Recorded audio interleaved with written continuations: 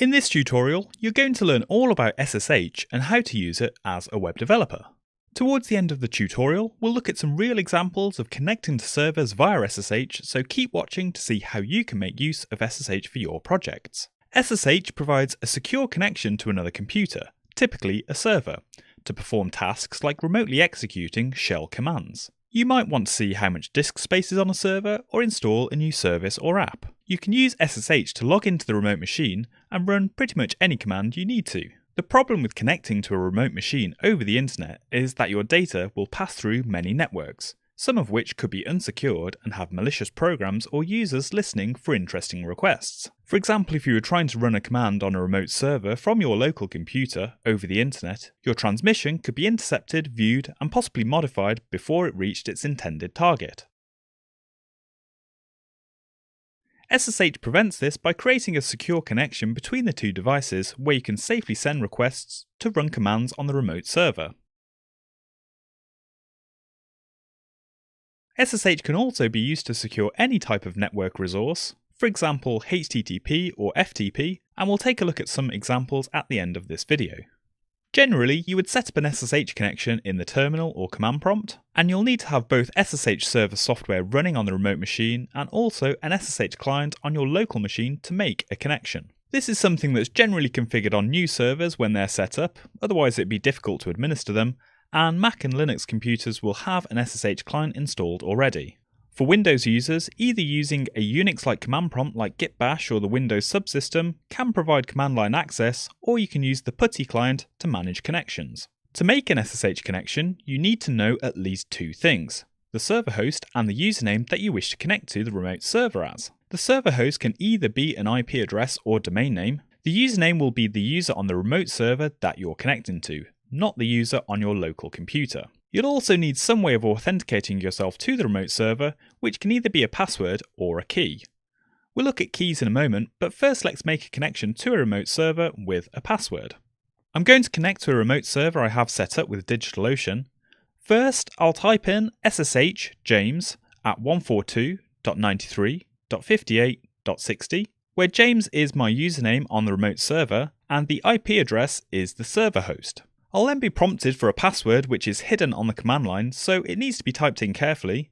You might see a warning message asking you to accept the server's fingerprint, its identity, so type yes if you trust the resource that you are trying to connect to. If the username and password are correct, you'll see the welcome message of the server and can happily execute any remote commands that my user is permitted to on the server. Let's try that again with a domain name instead. This time I'll type SSH James at server.juniordevelopercentral.com.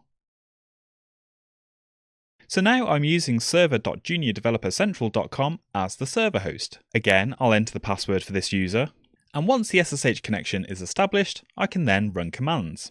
The other way to make an SSH connection is to use a key to prove you are authorized to access a server. This way the server doesn't need to request a password when you connect, which is useful if you're setting up your SSH connection in a script or a continuous integration workflow. You can see your SSH keys in the hidden SSH folder of your local computer's home directory. The key consists of two parts, the public key and the private key. The private key stays on your local computer, and the public key can be provided to other resources, such as a remote server you want to connect to verify that the connections you create are from you.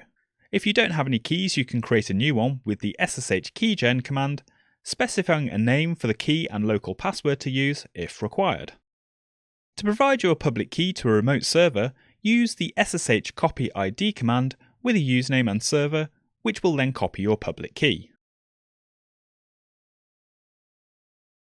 Once the server has your public key, you can create an SSH connection in the same way as before, but this time you won't be prompted for a password unless you created one for the key with the SSH keygen command.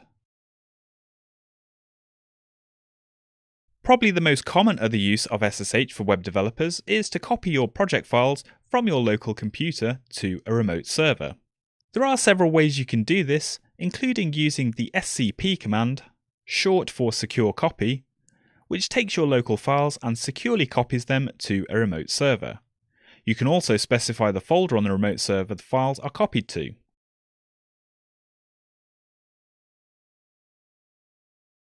By doing this, the files are transferred from the local computer, and if you have configured a web server on the remote machine, your project will be publicly visible.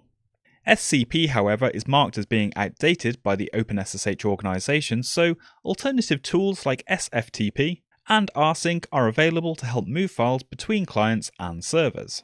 Using any of these methods allows you to publish your content to your remote server. In summary, SSH, or more specifically connecting to remote servers with SSH, is an incredibly useful tool to help you administer the resources that host your websites and apps. You can also use it to transfer your local web development project to a remote server once it's ready to be published. For more information about SSH and how you can use it as a web developer, check out some of the links in the description below.